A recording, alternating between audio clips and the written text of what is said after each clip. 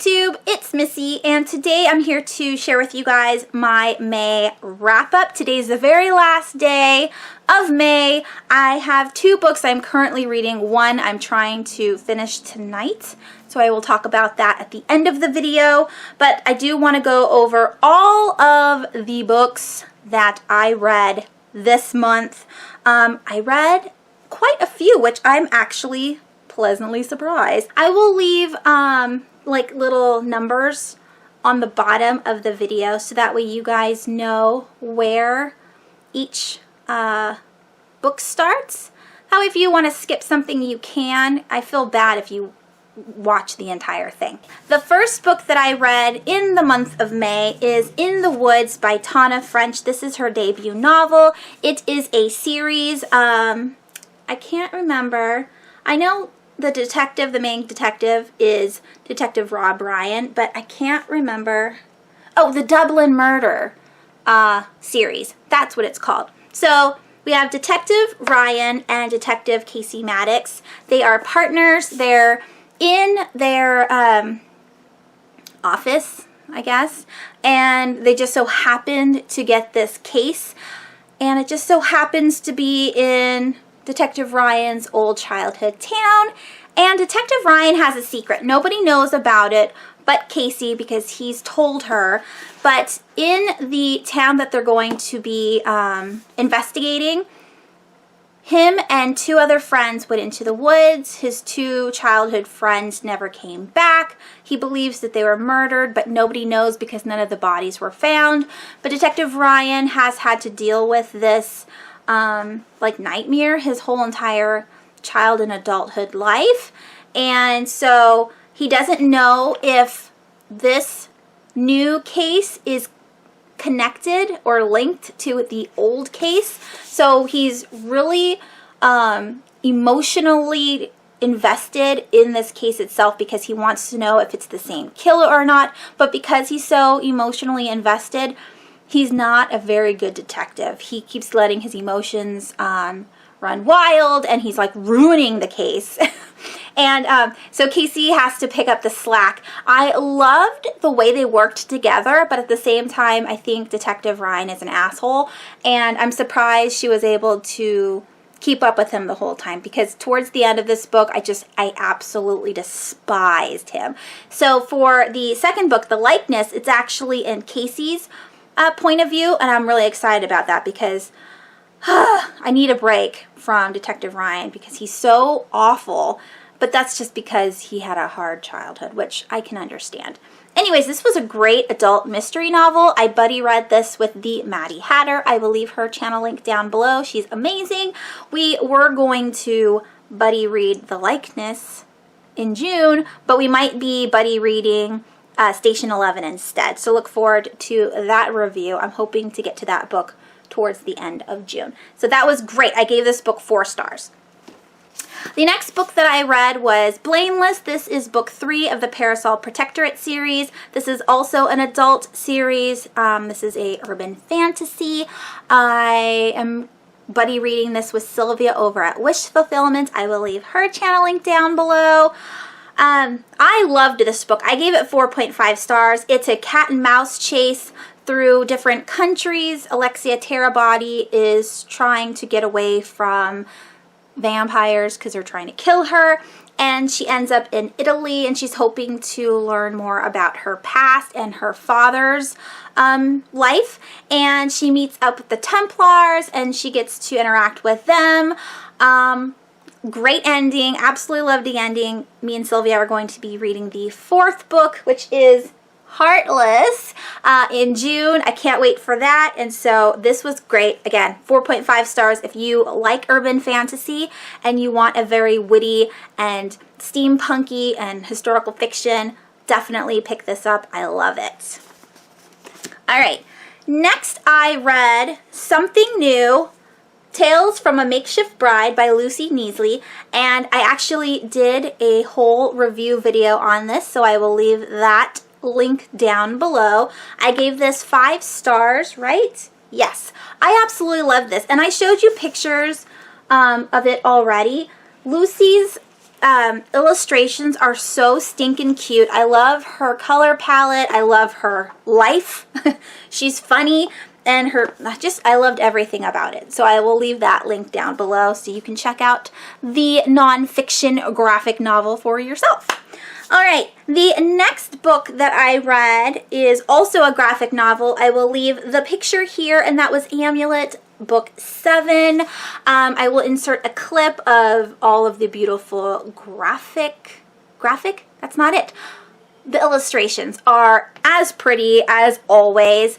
This is the 7th book, like I said, in the series. I can't remember the 2 kids' names. There's a sister and a brother and a mom. And they all go separate ways in book 6. The daughter goes one way. She's looking for like a city that's supposed to tell her stuff about like memories and everything.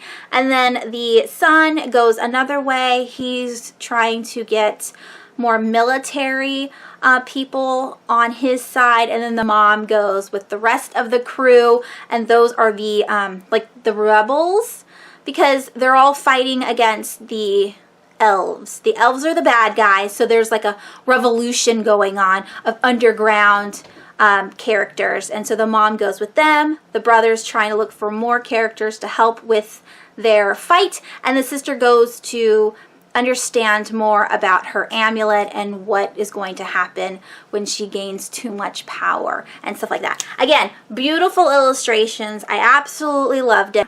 Book 7 took a while to get into, and now I'm like really interested to see how this is going to end. I think there might be 1 or 2 more books in this series. I can't see it going any farther than that because they're getting towards the end of the storyline. All right, the next, that author is Kazu Kibuishi, if people needed to know that. I mean, this is a pretty popular middle grade graphic novel series. The next graphic novel that I read was At the Mountain of Madness. Now, this is a short story written by H.P. Lovecraft, and I have never read a book or story by H.P. Lovecraft. I know he's like the godfather or the grandfather of horror novels, and I've always wanted to read his stuff, and so I was really excited to read it. It's about a group of explorers that go down to Antarctica, and while they're there, the teams split up. One team is based, in the main area, and then another goes off in an airplane, and they make a base farther along into the mountains because they want to dig for more of these black tiles that they found that has some kind of drawings on them. They want to figure out what they are, and come to find out, this entire story is the origin of the Cthulhu, which is it's actually an alien, and I was super excited. I never knew anything about this character. I've always wanted to learn about this character, and so I'm excited that I was able to actually see where the Cthulhu came from, and the illustrations are really pretty too. I loved this city underneath the ice, and all of the archaeology aspect of the story. Overall, I gave this story 3 stars. Yeah, 3 stars, because it was pretty short and rushed, because it is a short story. So it would have been cooler if the story was really long and the explorers did more things, but it was like boom, boom, boom, and then done. But again, I really like the illustrations. It was illustrated by I.N.J. Culbard. I will leave his name down below if you're interested. All right, the next book that I read in May was Gillian Flynn's The Dark Place, or Dark Places. This is the 3rd novel that she has written. So I think it goes Sharp Objects, then Dark Places, then Gone Girl. I've read all novels now. This particular one took me 6 months to read. I couldn't get into it. I absolutely hated the characters. Libby Day is such a whiner, a money grubber. She's such a terrible character. But if you know about Gillian Flynn's characters, they're always terrible. They're always just despicable, hateful people. And so Libby and her brother Ben just drove me crazy. And I didn't get invested into the story until almost midway, when Libby decides that she does want to seek out answers for how her family were murdered. And so once that ball started rolling, then I was actually interested. Also, I started reading this with the physical copy and I hated it. And so once I switched from the physical copy to the audio book and was able to, you know, not escape and listen to it to and from work, I again got more invested in the story. Towards the end, I could not put it down. I was thinking about it for so long. Like, towards the end, like the last 100 pages, I was getting anxious. Like, I could feel my heart racing because I really, really wanted to know who the killer was. And I was actually like feeling sorry for the characters, like I always do. Gillian Flynn is the only author that I know of that boils my blood. Like, her characters are just like Joffrey from Game of Thrones. Like, I despise them so much, I could kill them myself. That's how angry I get. I get so mad that I don't want to read the book because they're so despicable. But at the same time, she writes such compelling stories that you almost can't not finish the books. And so I am just so happy I did. I gave this book 4 stars only because the first half of the book I hated. But yeah, super good, absolutely loved. If you haven't read Dark Places, definitely check it out. The next book that I read was Salem's Slot by Stephen King. This is his second published book after Carrie, and it did have a little bit of illustrations. It says it has illustrations. Where are they? I think I've shown you some of their, oh, here's one. So, I mean, it's not really illustrations. It's like, there's 3 pictures, and they're all at the part transition. So this one is the picture for part 2. Also, which I didn't realize because I half read the physical copy and half listened to it on audio, that there's actually 2 stories at the end. This one's actually an illustration. 2 novellas at the end that kind of tie in to the main story. I didn't read those because, you know, I needed to read more books this month, but I'm definitely going to go back and read those novellas later. This is about vampires, and I gave this book 4 stars. Did I? Yeah, 4 stars, only because the main vampire, the master, his name is Barlow. I don't know, like, it's very good. The vampires are scary, but the book ended so quickly and there was no, I don't know, there was no struggle. Like, I expect the hero of a story, say like he's going against a monster and he has to kill the monster. I expect a huge battle, okay? Like, where he's super injured but he lives and the monster dies, something like that. But there wasn't like this huge battle. It just, you know, it happened and then there was kind of like a happy ending wrap up. I don't know. Like I said, Stephen King, this is his second book, so he hasn't gotten to the meat yet like he had in his later books. But I enjoyed the entire journey, like getting to meet all of the characters of Salem's Lot, or Jerusalem's Lot is the actual name of the town in Maine. All the characters are very quirky. The main character, Ben Mears, is a writer, which Stephen King always puts writers in his books too. So I did enjoy it very much. It actually read quite quickly. It's not like Talisman, where I still haven't finished it because it's so stinking slow. I really enjoyed this book. Again, 4 stars. All right, the next book that I read was this novelette. Is that what they're called? Novelette. And this is by Jack Fullman. I received this by Thought Catalog, which I think is an indie publishing company. it sounded really, really good when the person asked if I wanted to read it, and then I said, yes, please send it to me. It sounded really good. It says that a girl has, okay, here's the thing, and this might take a little while. So the main character, Catherine Peterson, I think is her last name. Catherine Peterson is 20, like in her early 20s, and she moves out of her parents' house because they have sleep apnea and they have the breathing masks and they snore, and she doesn't like the noise, so she moves out into her own apartment in the same town but just a little ways down. So, you know, one night she has problems sleeping, and so she goes to the doctors and says, hey, I think I have sleep apnea. And the doctor says, well, it's really expensive and your insurance doesn't really cover that, so what you should do is for 3 weeks just film yourself sleeping and then bring me the film, and then I will watch them and tell you whether you have sleep apnea or not.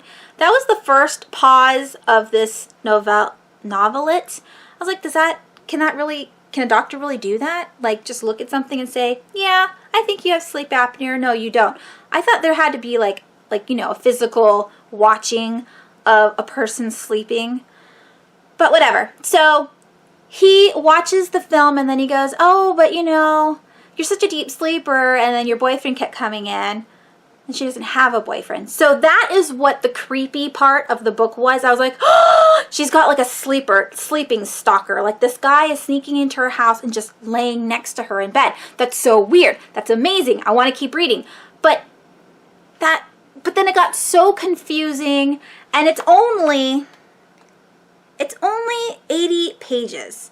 It's only 80 pages, and each scenario that Catherine gets into just doesn't make any sense. I don't see how this could possibly happen. I mean, I know this is fiction, but when it's like a contemporary like this, you would think that it's something plausible, but it was just so confusing, and the grammatical errors was really bad. Like, it wasn't necessarily spelling, it was the actual sentence itself. And so I would have to reread it 2 or 3 times to kind of get the gist of what the author was trying to say. So I don't think that this was edited at all. I think this was like his first draft or second draft, and then, you know, it's just out to see if the story should be published. I don't know how that publishing editing works, but I mean, he has potential. I would totally like read Jack's stuff in the future.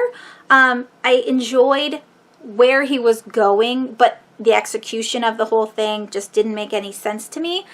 So yeah, I gave it 2 stars because, again, I could see where it was supposed to go, but with the errors grammatically, like the sentence structures were terrible, and I was so confused the whole time, and it was just like unrealistic. Like, I just couldn't. And there's like 2 or 3 different twists in the story that I don't want to say because I'll give it away, but I don't understand how they go together. It was confusing. So after that, I picked up Hyperbole and a Half by Ali Brosh. I absolutely loved this. Now, I could be super amazing and do the little flippy with the camera and showing you the pictures, but I have things to do today because I got to pack and everything. So let me just share with you guys, I'll try to get close, some of these pictures here. Like, these fish faces, I know they're not fish. I know they're not fish, but they're so good, okay? So she's like, ooh, happy, like more happy, like, ooh, like, the expression of the fish eyes and the mouth had me rolling. Like, I just, look at that. Like, the mom, I can't stand it. These drawings are worth the read without the story. Like, I freaking love these illustrations. They just make me laugh so hard. I will not do this review justice because there's just so many funny parts that I will leave my Goodreads link down below like I usually do. But basically, let me tell you my very, very favorite stories out of this nonfiction, because this is for real. Allie Brosh is a girl who does blogs.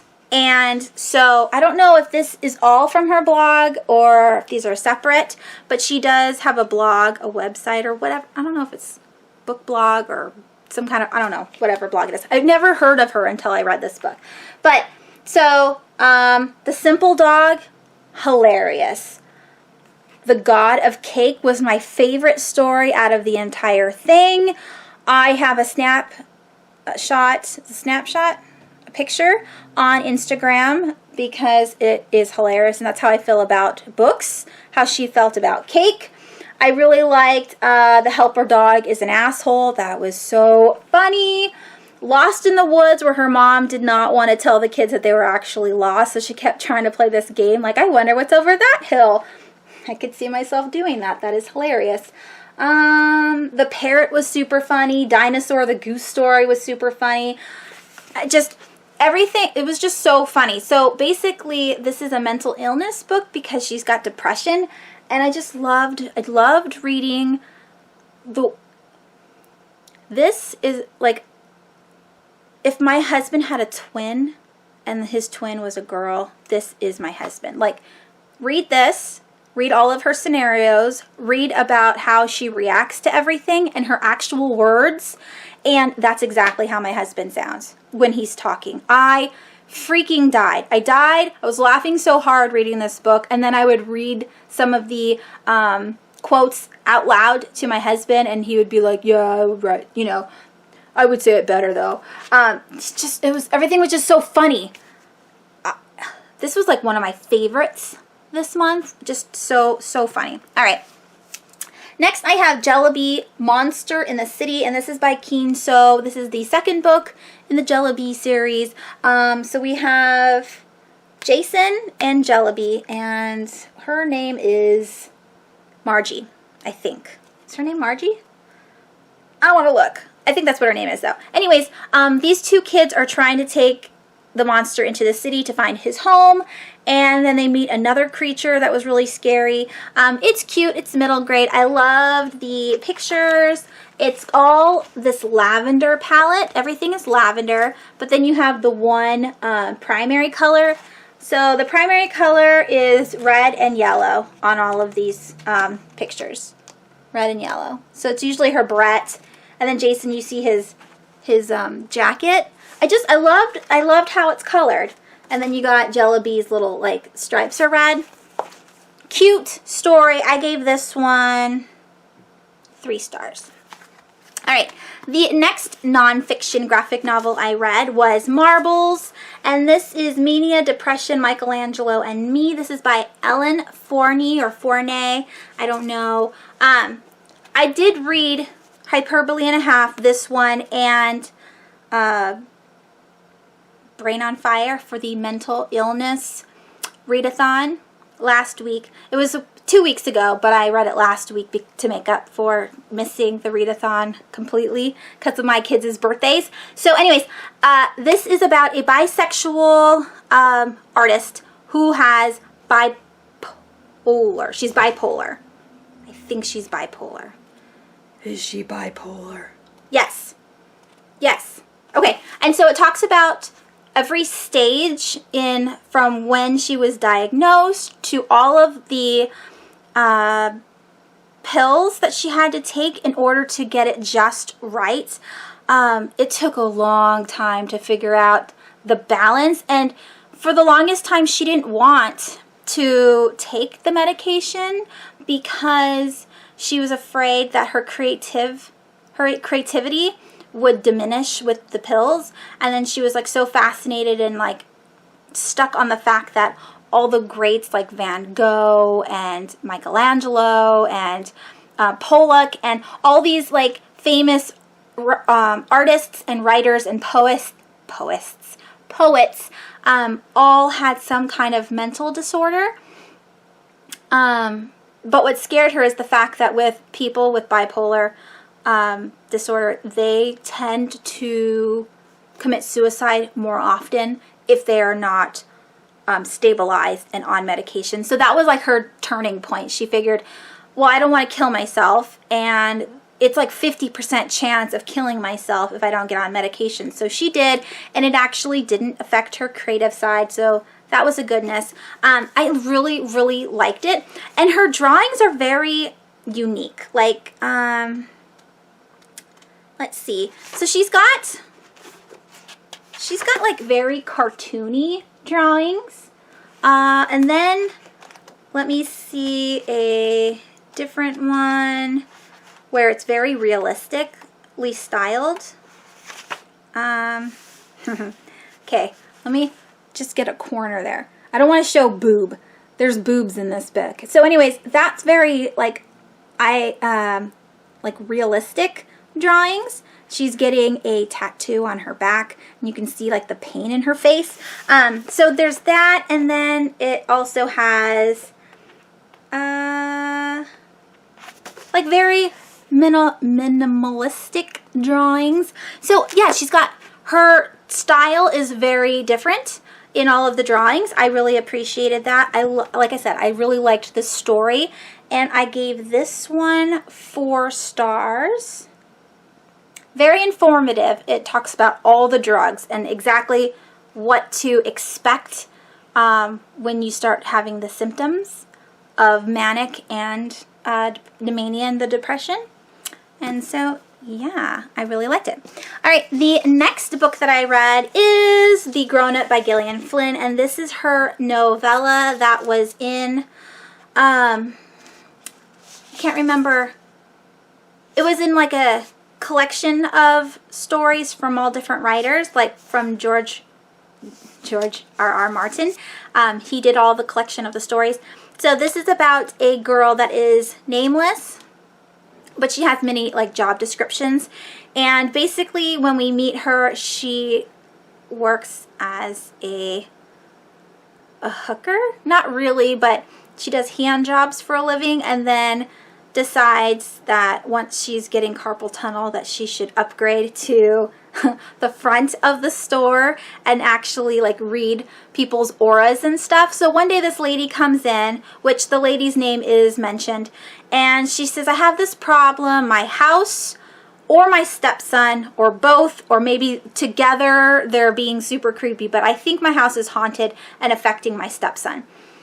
Now, if you've read Gillian Flynn before, there is an MO that usually happens throughout the book, meaning the women are crazy. And so I'm thinking, okay, it can't just be the house. There's going to be a woman that's crazy in this story. But then there's this huge twist at the end, and you're just like, what?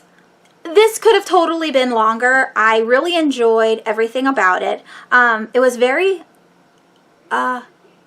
tame. Like, I wasn't angry at any of the characters. It was very tame in the anger department. I think it's because if you dip your toe into Gillian Flynn, she can't grab you and anger you as much as if it's a longer book. So this one I was very pleasantly surprised because I was able to really enjoy the story and not get pissed off.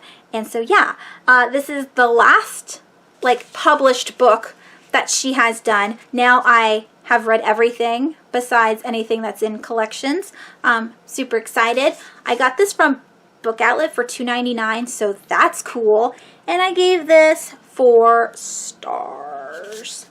All right, I got a couple more. I did read a lot this month. All right, the next graphic novel is The Murders in the Rue Morgue. Now it was, let me see who it was retold by Carl Bowen and illustrated by Emerson Damaya. So here's the art, the illustrations. It's very heavy on shadow, and all of the men have very strong jaws and like angry faces. So basically, this was very reminiscent of a Sherlock Holmes story because it's a mystery. Also, Rue Morgue. I haven't read this short story by Edgar Allan Poe yet, but that's how the magazine got its name. I was very excited to put 2 and 2 together.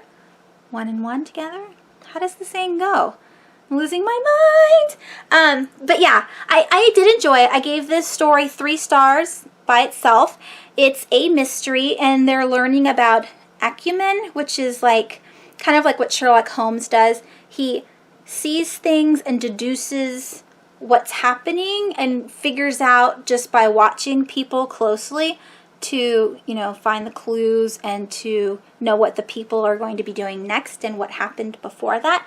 So it was very like Sherlock Holmes. The main character, the narrator, is talking about his friend that he just met, and his friend is like Sherlock Holmes. And they're going along trying to figure out how 2 women in the Rue Morgue got murdered, especially since they were murdered in a locked apartment, and there was only one window, and the window was locked, and the daughter was shoved up the chimney. So they don't understand how any of that worked and what happened to the killer. The police picked up the, not the main character, but the Sherlock Holmes friend, picked him up and put him in jail and is blaming him for the murders, but he's innocent. And so in order to get him out, the main guy has to, his name is, I don't want to keep saying the guy, I think it's Dubin. Anyways, he has to solve the mystery, the murder and everything. It was good. Definitely check it out. This is a short read. I want to read the original. Okay. Next, I listened to, I will leave the picture here, another novella, and that is Dream Dark by Cami Garcia and Margaret Stoll. Now, between Beautiful, no, it's Beautiful, where is it? Beautiful Darkness and Beautiful Chaos. That's where Dream Dark goes. It's 2.5. I'm really glad that I didn't read the novella before I got to Beautiful Chaos, because it does have a little bit of spoilers in it, and I like to go into a book blindly. If I would have known what was going to happen, like at the end of book 3, I would have been sad. But at the same time, you figure it out in the first or second chapter anyway. But Dream Dark is all in Link's point of view. It talks about what happened to Link and what Link Abyss is, and how he goes through going from Link to Link Abyss and what his feelings are with the changes. And so yeah, it was very short. It was only 6 chapters. The thing that's stinky though is on the audio at chapter 6, Link is in the middle of a sentence and then it just cuts off. So I need to go back onto my Kindle, because I do own it in the physical copy or in the Kindle copy, and look to see if that actually happened or if it was a mess up on the audio itself. But I did enjoy it, and I gave that one 3 stars. The very last book that I finished in the month of May is Brain on Fire by Susanna Cahalan. This was absolutely amazing. I have always liked nonfiction. But I'm really liking nonfiction this year. So this is about Susanna. She is 24 when she is diagnosed with a rare autoimmune disease. And so it was super scary. It talks about her deterioration with this disease and the week-long, or I think it was like 1 or 2, maybe it was just 1 week. It took a week for the doctors to figure out what was wrong with her. And her symptoms started off with like a bug bite, which she thought she had a bug bite. Nobody knows if that's true.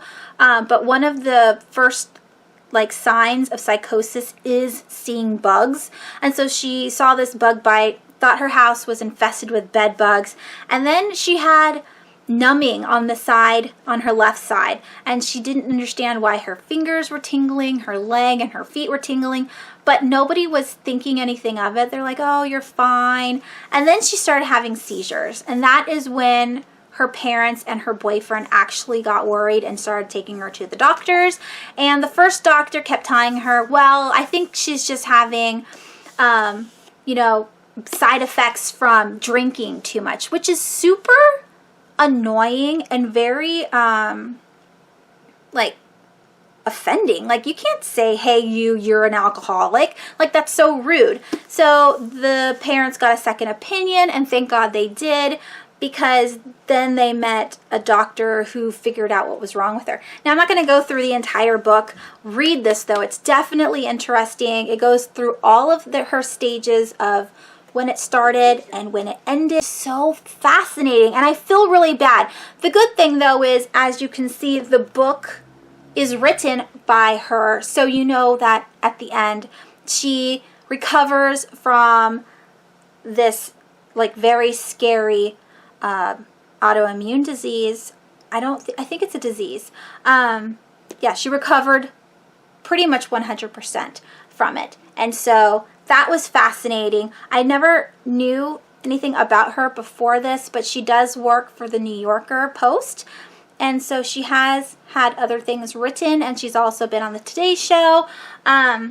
Very cool, and I like the fact that you learn about how neurology and psychology are starting to work more together to help keep misdiagnosis at bay. I mean, people are still slipping through and being put into mental hospitals, even though they don't have a mental illness. They might just be sick. And in this case, her brain was attacking itself because with the autoimmune disease, the white blood cells were in her spinal fluid, and that was causing the cells in her brain to start attacking the brain. So there was inflammation, and with the inflammation on the major parts of her brain, like the hippocampus, I think hippocampus.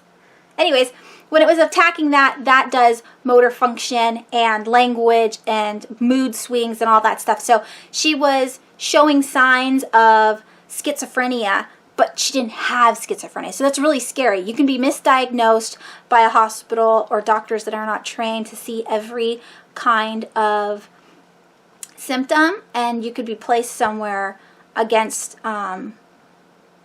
not against your will, but just place somewhere you're not supposed to be when you could totally recover and be fine. And that's just really, really sad.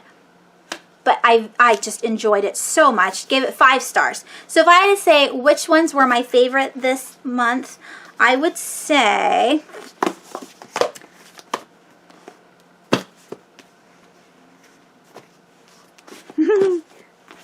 these ones right here. So 1, 2, 3, 4. Not that one.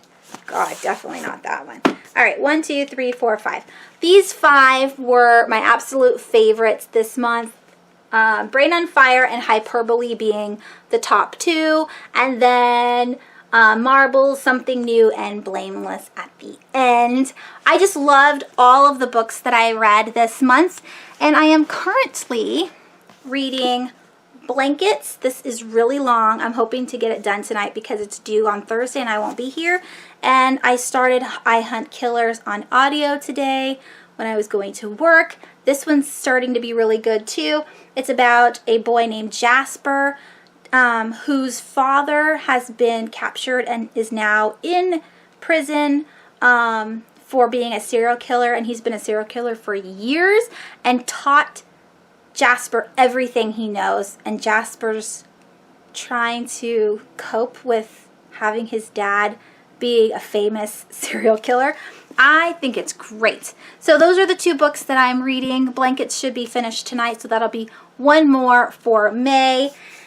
And that is it. This is a very long video, so I'm not going to apologize because I needed to get all of that out. And if you wanted to watch the entire thing, yay! And that is it. I hope you guys have a wonderful rest of your week, and I will talk to you soon. Bye!